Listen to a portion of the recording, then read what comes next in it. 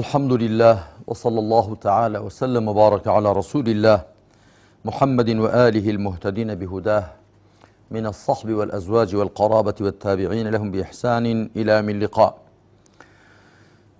خوشکان و برایانی مسلمانی بەڕێز و خۆشەویست، خۆشحاڵم کە لە ئاڵقەی 16یەمی زنجیرە دەرسی ڕەوشت و ئەدەبە کۆمەڵایەتیەکاندا بەدیدارتان شاد دەبمەوە. لەم ئاڵقەی 16یەمەدا لەژێر ناونیشانی ئەدەبی کۆڕ و مەجلیس یا ڕەوشت و ئەدەبەکانی کۆڕ و مەجلیس باسی ئەوە دەکەین کە دەبێ مرۆڤی مسلمان لە کاتێکدا کە دەچێتە کۆڕ و مەجلیسێکەوە یا لە کۆڕ و مەجلیسێکدا ئامادە دەبێ پێویستە چ ئەدەبێک و چ ڕەوشتێک لە خۆیدا بپشکوێنێ و بە چ جۆرە ئەدەب و ڕەوشتێکی بەرز و جوان مامەڵە بکات لەگەڵ ئەو کەش و بارودۆخەدا کە تێیدا کە بێتێ لە کۆڕ و مەجلیسێک. ئێمە لە حەوت بڕگەدا باسی ئەوە دەکەین بە کورتی. بڕگەی یەکەمیان ئەوە کە دەبێ مسلمانان لە کۆڕ و مەجلیسدا چۆن پێکەوە هاوکار بن و شوێنی یەکدی بکەنەوە و پێویستە کە چ پێوەرێک ڕەچاو بکەن بۆەوە کە چێ لە پێشتر بێ چێ لەکوێ بێ. خوای پەروەردگار لە سوورەتی المجادلە ئایەتی 11 دەفەرمێ یا ئەیها الذین آمنوا إذا قيل لكم تفسحوا في المجالس فافسحوا يفسح الله لكم وإذا قيل انشزوا فانشزوا يرفع الله الذين آمنوا منكم والذين أوتوا العلم درجات والله بما تعملون خبير. ڕاستە واتای ئەم ئاەتە مبارەکە بەم شێوەیە. خوا دەفەرمێ ئەی ئەوانەی بڕواتان هێناوە هەر کاتێک لە کۆڕ و مەجلیسدا پێتان گوترا جێگە بکەنەوە، جێگە فراوانکەن، جێگە فراوانکەن، خوا سوبحانە وتەعالا جێوڕێتان بۆ فراوان دەکا، یاخود دڵ و دەروونتان فراوان دەکا، یاخود لە بەهەشدا شوێنتان فراوان دەکا. و هەر کاتێ پێتان گوترا هەڵسن لەو شوێنە هەڵسن، خوا ئەوانەتان کە بڕوایان هێناوە بەرزیان دەکاتەوە و ئەوانەتان کە زانستیان پێدراوە بە چەندان پلە بەرزیان دەکاتەوە، تە زیاتر لە بڕوادارانی گشتی و خوا بەوەی کە دەیکەن شارەزایە. ئەم ئاەتە مبارەکە لێ وەردەگیرێ کە مسلمانان کاتێک دەستنە کۆڕ و مەجلیسێکەوە پێویستە شوێنی یەکدی بکەنەوە. إذا قيل لكم تفسحوا في المجالس تفسحوا، ئەگە پێتان گوترا شوێن فراوان کەن، جێگە بکەنەوە، کەسێک کە دێ شوێنی بکەنەوە. و لە کاتێکدا کە کەسێک لە شوێنێکە یەکێکی لەو شایستەتر لە بەهۆی تەمەنەوە، بەهۆی نەخۆشیەکەوە یەکەم ئەندامی یا بەهۆی زانستەوە، بەهۆی یەکێک لەو پێوەرانەی کە لە ئیسلام دەکردوونی بە پێوەەر وەکو تەمەن و وەکو پێداویستی تایبەت و کەم ئەندامێتی یا بۆ پێویستی هاوکاری بوون یاخود پلەپای زانستی، کەسێک لە شوێنێک دانیشتووە بەڵام یەکێکی لەو شایستەتر دەگە پێتان گوترە لەوێ هەڵسن و لەسەر دڵتان قورس نەبێ. دوای خوا سوبحانە وتەعالا ڕای دەگەێنە کە بەگشتی بڕواداران بەرز دەکاتەوە. يرفع الله الذين آمنوا منكم، بەگشتی ئەهلی ئیمان بەرزن لای خوا، خوا پلەپای بەرزیان پێدەبەخشێ لە بەهەشدا.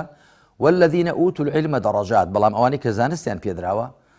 بە چەندان پلە بەرزیان دەکاتەوە، واتە ئەوان لای خوای پەروەردگار پلۆپایان بەرزترە، ئەڵبەتە بە مەرجێک کە بە پێی زانستەکەیان ڕەفتارکەن و بەڕێوە بچن و کار بە زانستەکەیان بکەن. ئەگەرنا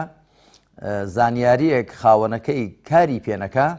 لە جیاتی ئەوەی پێی بەرز بێتەوە پێی نزم دەبێتەوە و لە جیاتی ئەوەی بۆی ببێتە بەڵگە لەسەری دەبێتە بەڵگە. بڕگەی دووەم خوا سبحانه وتعالى ئەدەبێکی دیکەی کۆڕ و مەجلیسمان فێر دەکاوی بریتێ لە سەلامکردن. دەفەرمێ فإذا دخلتم بيوتا فسلموا على أنفسكم تحية من عند الله مباركة طيبة كذلك يبين الله لكم آياته لعلكم تعقلون سورة النور آياتي 61 طبعا لدرجة أم آيات درجة دا فرمي هر كاتيك شونا مالانيكوا أو صلاة لخوتان بكن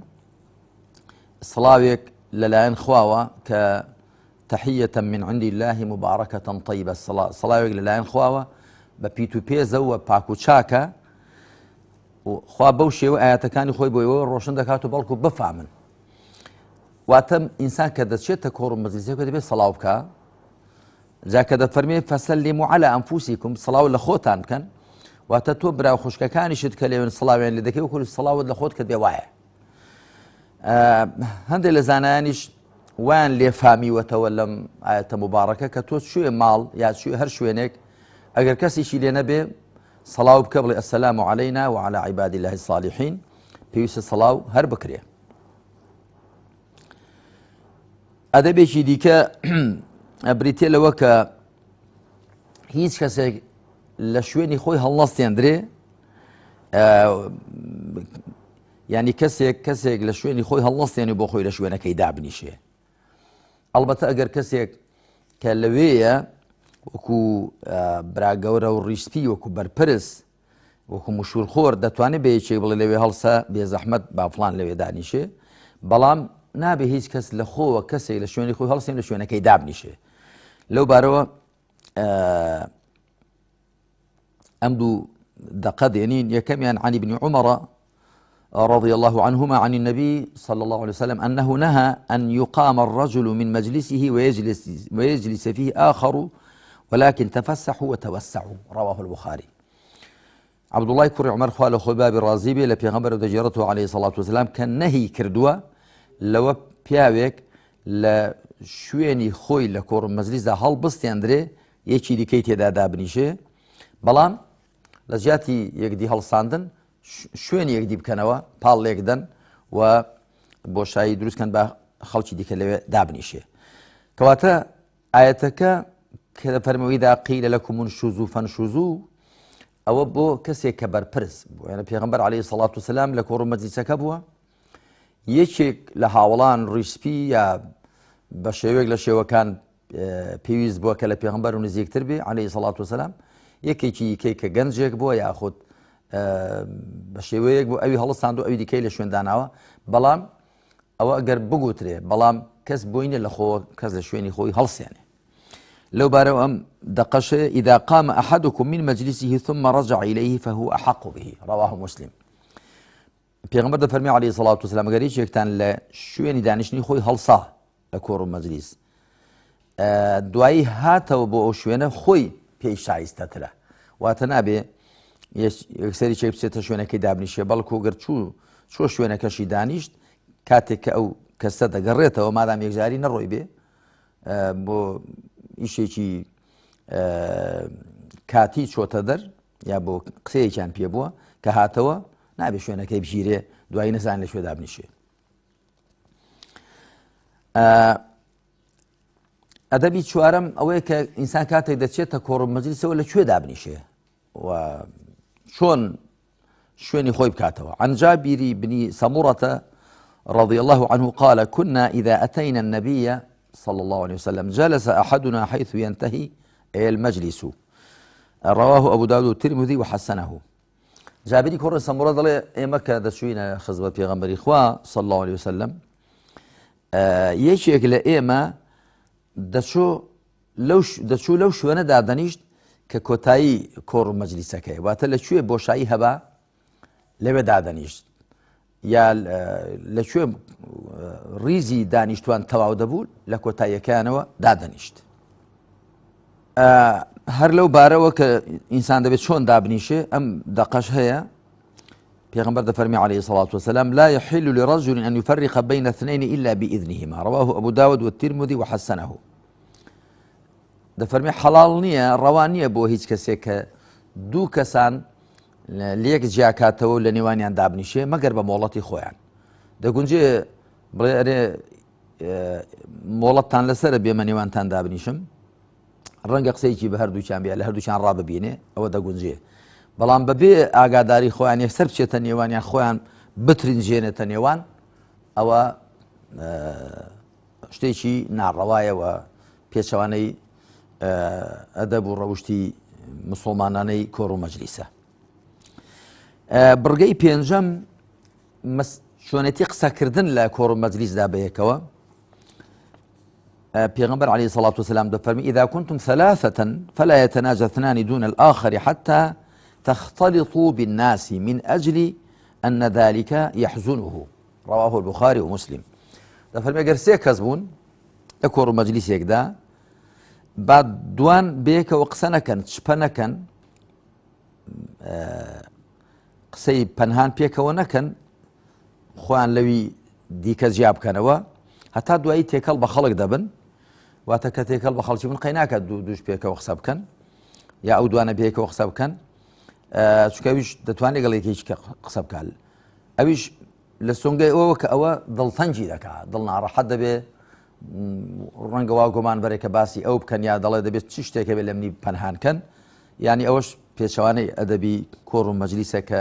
کاتێک سێ نەفەر پێکەوە دادەنیشن دوانیان پێکەوە قسە بکەن ئەگەر چوار بن دوو دەتوان بەیەکەوە قسە بکەن یاخۆ زیاتر بن. بڕگەی شەشەم لە کاتێکدا کە ئینسان لە کۆڕ و مەجلیسێک دەبێت کە قسە و قاڵی زۆر تێدا دەکرێت باس و خواستی زۆری تێدا دەکرێت قسەی تێکەڵ پێکەڵ ئایا پەسەندە وا باشە چی بڵێ کاتێک لەو کۆڕ و مەجلیسە هەڵدەستێ. پیغمبر دەفەرمی عليه الصلاة والسلام من جلس مجلسا فكثر فيه لغطه فقال قبل أن يقوم من مجلسه ذلك سبحانك اللهم وبحمدك أشهد أن لا إله إلا أنت أستغفرك وأتوب إليك إلا غفر له ما كان في مجلسه ذلك. رواه الترمذي وقال حديث حسن صحيح. پیغمبر عليه الصلاة والسلام دەفەرمێ کەسێک لە کۆڕ و مەجلیسێکدا دانیشت و قسە و قاڵی زۆر تێدا بوو لەغەڵ ینی غەڵ بە غەڵ بوو دەنگە دەنگ و قسە و قاڵ بەر لەوەی کە لەو کۆڕ و مەجلیسە هەڵسێ ئەگەر گوتی ئەم زیکرەی خوێند سبحانك اللهم وبحمدك واتە پاچی بۆ تۆ ئەی خوایە وەستایش بۆ تۆ أشهد أن لا إله إلا أنت شادی دەم کە جگە لە تۆ هیچ پەرستراوێک نییە ئەستەغفروکە وەتوب إليک داوای لێبوردنی لێ دەکەم بۆ لای تۆ دەگەڕێمەوە ئەوەی گوت إلا غفر له ما كان في مجلسه ذلك. أو حتما هرشي لو كورو مجلسيدا بووە لەگوێکردن لە قسەیەکی خراپ یا لە قسەیەکی خراپ و ناشایستی بەدەمدا هات بێ بەهۆی ئەو ذیکرەوە ئەو وردە گوناحانە لێی دەسڕێنەوە و بۆی دەبوردرێن. بڕگەی حەوتەم و کۆتایی ئەوەیە کە پێغەمبەری خوا صلی الله عليه وسلم لە زۆر جار لە مەجلیس و کۆڕ و مەجلیسەکانیدا ئەم دوعایانەی دەکرد بەو شێوە دەپاڕایەوە. عن ابن عمر رضي الله عنهما قال قلما كان رسول الله صلى الله عليه وسلم يقوم من مجلس حتى يدعو بهذه الدعوات اللهم اقسم لنا من خشيتك ما تحول به بيننا وبين معصيتك ومن طاعتك ما تبلغنا به جنتك ومن اليقين ما تهون به علينا مصائب الدنيا ومتعنا بأسماعنا وأبصارنا وقوتنا ما أحييتنا واجعله الوارث منا واجعل ثأرنا على من ظلمنا وانصرنا على من عادانا ولا تجعل مصيبتنا في ديننا ولا تجعل الدنيا أكبر همنا ولا مبلغ علمنا ولا تسلط علينا من لا يرحمنا. رواه الترمذي وقال حديث حسن. عبد الله كور عمر خوال خوي بابي الرازي بدله كم وهبوا پیغمبر صلى الله عليه وسلم لكور مجلس هلسه هتاكو ام دعاءنا نكات بمشي ولا اخوانا باريتوا اي خوايا ئەوەندە ترس و سام و هەیبەتی خۆتمان پێ ببەخشە کە ببێتە هۆی ئەوەی لە سەرپێچی گوناحی تۆ بمانگێڕێتەوە و ئەوەندە تاعەت و فەرمانبەریتمان پێ ببەخشە کە بمانگەیەنێتە بەهەشتەکەت و ئەوەندە یەقین و بڕوابتەیمان پێ ببەخشە کە بەڵاو گرفتاریەکانمان لەسەر سووکە. ئەی خوایە هێزی بیستنەکانمان و دیتنەکانمان و هێز و پێزمان بەهرەمەندمان کرد لێیان هەتاکو دەژین و بیان کە بە میراتگرمان واتە بە ئەو هەستەوەرانەمان بمێنن تاکو دەمرین وەخوایە هەر کەسێک ستەممان لێ دەکات تۆڵەمان بۆ لێ بکەوە و یارمەتیماندا لە دژی کەسێک کە دژایەتیمان دەکا و با بەڵاو گرفتاریمان لە دینماندا نەبێ و با دنیا گەورەترین ئامانجمان نەبێ و ئەو پەڕی زانستمان نەبێ و کەسێکمان بەسەر دازاڵمەکە کە بەزەی پێماندا نایە پێغەمبەر صلی الله علیه وسلم ئەم دوعانەی دەکرد ئەوجا لە کۆڕ و مەجلیس هەڵدەستا خوا بە لوتف و کەڕەمی خۆی ئێمەش لەو کەسانە بجێڕێکە بەو ئەدەب ڕەوشتە جوانانە